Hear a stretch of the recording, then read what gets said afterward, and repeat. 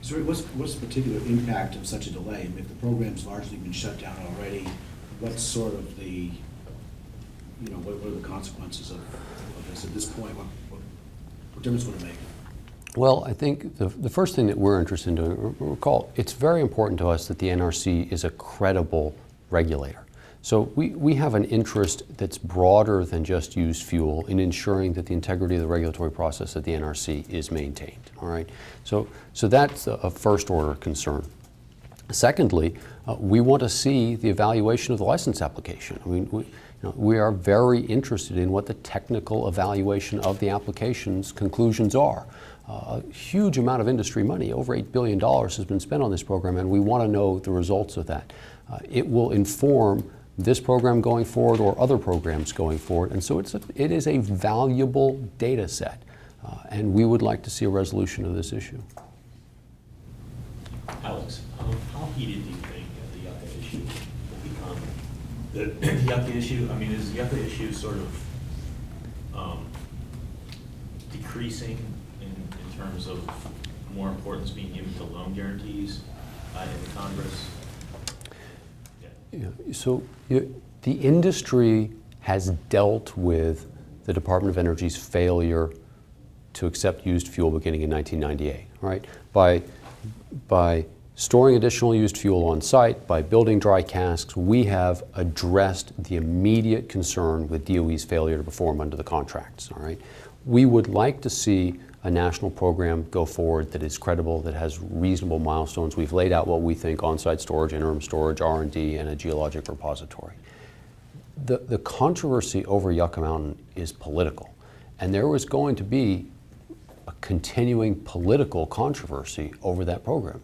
The Yucca Mountain program has a lot of support in the House amongst both parties, and yet because of Senator Reid's position in the Senate, there is going to be a disagreement between the House and the Senate on this issue. We have tried to engage constructively in an effort to resolve this program and identify a path forward, but there certainly is an element of politics to this, and I expect that it will rear its head from time to time. From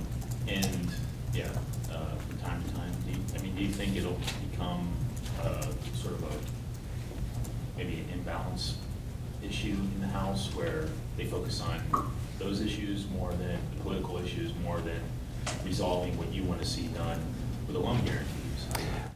I think that's a very interesting question, and time will tell. Clearly, I am very interested to see the tenor of the oversight process on used fuel in the first several months of next year. I go back to, though, my statement about we hope there is an opportunity to constructively engage on used fuel issues in the coming Congress. We think one of the first things that has to happen is we have to see the Blue Ribbon Commission recommendations. That's where we see an opportunity to engage, to resolve this program. That will help us understand where the administration is, see the level of administration support for the Blue Ribbon Commission, and really be able to lay out whether in the upcoming 2 years we're able to make progress on this issue. Are you hearing that from, is there a similar approach being taken by either people in the Energy and Commerce Committee or other relevant committees that they want to wait for the administration's policy? Or look, I haven't had that conversation with them. I mean, there certainly are a number of them who have their own ideas about what happens, but really for us, you've got to recognize sort of the nature of the first several months of a new Congress. The opportunity first is for oversight, because it's so straightforward to call witnesses and write questions and opening statements and have that. And so that oversight function is going to occur first, and is a necessary component for anything to evolve legislatively. If that is beginning to occur at the same time we see a draft Blue Ribbon Commission report, that may line up fairly well, sort of second and third quarter of next year. It's just too early to speculate on sort of the details of how the process is going to unfold. Of all the issues we've discussed, can you rank them for us? Like your first priority, near-term priority versus long-term? Well, it's all a question of the calendar. The issues associated with the CR. So I've got 3 issues there, right? Technical corrections, loan guarantees, all the issues of the DOE budget, loan guarantee volume, and the NRC term issue. Ideally, we will see that issue resolved this fall. Then if we come back next year with those issues resolved, there begins to be a discussion about energy policy. We have nuclear policy options that we'll leave with you that we think need to be a part of that. Very interested in how that discussion may evolve, and then we see oversight the first several months leading to a possibly much more constructive engagement on used fuel later in the year next year. And which offices in both chambers do you see to be likely to lead on nuclear issues? Let's see, I don't see anything unusual in that clearly the appropriators are the focus because they enact legislation every year. Senator Bingaman and whoever the ranking member are on the Energy Committee, that has always been a forum that has been very interested and very supportive of nuclear energy, particularly Clean Energy Development Administration and other things. And then the Environment and Public Works Committee has their role is in overseeing the NRC, particularly under Senator Carper's leadership there. It is going to be interesting with Senator Voinovich's retirement. I can expect to see Senator Alexander's role there increased. On the House, I can't speculate as to who will be chairman of the Energy and Commerce Committee. I'm certain that Chairman Issa is going to have an interested oversight. And when you look at whatever construct you get at Energy and Commerce, I suspect it will be very interested in nuclear issues. So, and other things, the leadership of House Energy and Water Appropriations stays the same, but there's quite a bit of turnover in the members. The leadership of Senate Energy and Water, now I guess as of yesterday we know Senator Murray has been reelected and may very well be the chairman there, quite possibly a new ranking member at Senate Energy and Water Appropriations, and then a lot of change amongst appropriators in the Senate. I mean, there's a lot of turnover in the committee as a whole that will affect Energy and Water Appropriations. Kate, did you? Yeah, I'm going to draw a little bit on your experience crafting the 2005 energy bill, working with Senator Domenici. And I guess, what do you see as a possible coalition going forward on that type of a bill, a bipartisan coalition, given sort of the environment, and given your experience in working with it? Well, let's just say, I mean, the institution is well structured to do an energy-centered bill going forward, right? House Energy and Commerce Committee under Republicans is inclined to change its tone somewhat from cap and trade to a bill that focuses more on energy production and new energy technologies. And at the same time, the division in the Senate between the responsibilities of Environment and Public Works and the Senate Energy and Natural Resources Committee make it fairly straightforward to create that delineation there. So you can see legislation, I can see legislation moving the traditional way out of House Energy and Commerce and the Senate Energy Committee that have the basis for what the President has laid out with smaller energy legislation going forward. It's going to be important to see the White House engage in that process, to encourage that, frankly, to ensure that the scope doesn't get so large that it becomes unmanageable.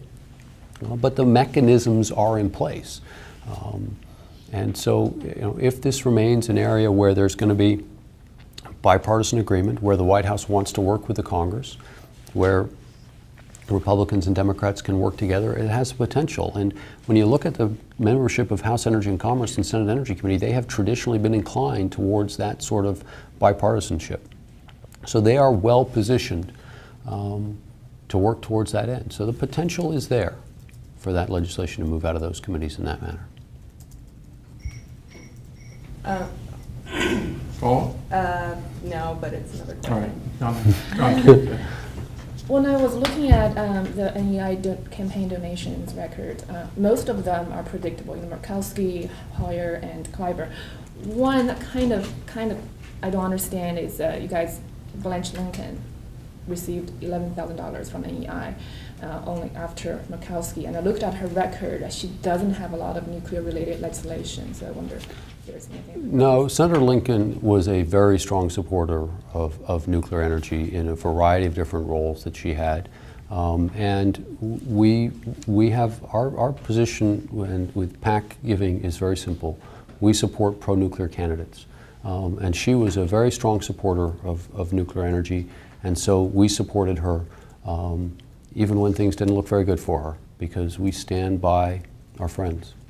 just follow up quickly. Does that have anything to do with her opponent? I think it's Guzman.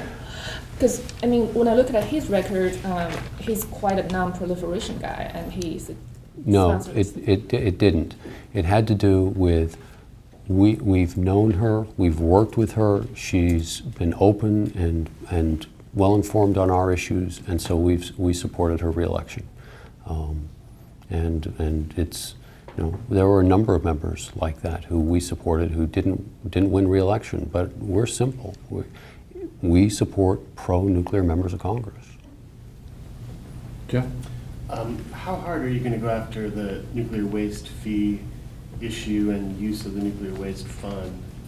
And how do you see how ripe is Congress to making some changes in those areas? And is this a near term or a long term? It's something we are going to pursue quite strongly. We'll be pursuing it primarily in the courts. We recognize that the Congress has a myriad of interests in that regard. One of the most straightforward is that legislatively changing the fee scores, and it scores a lot because we pay a lot of money every year. And so if you look at a 10-year score, it's about $8 billion that we are obligated to pay for a program that is not functioning. We are going to pursue that. We are pursuing that in the courts and hope to resolve it in the courts.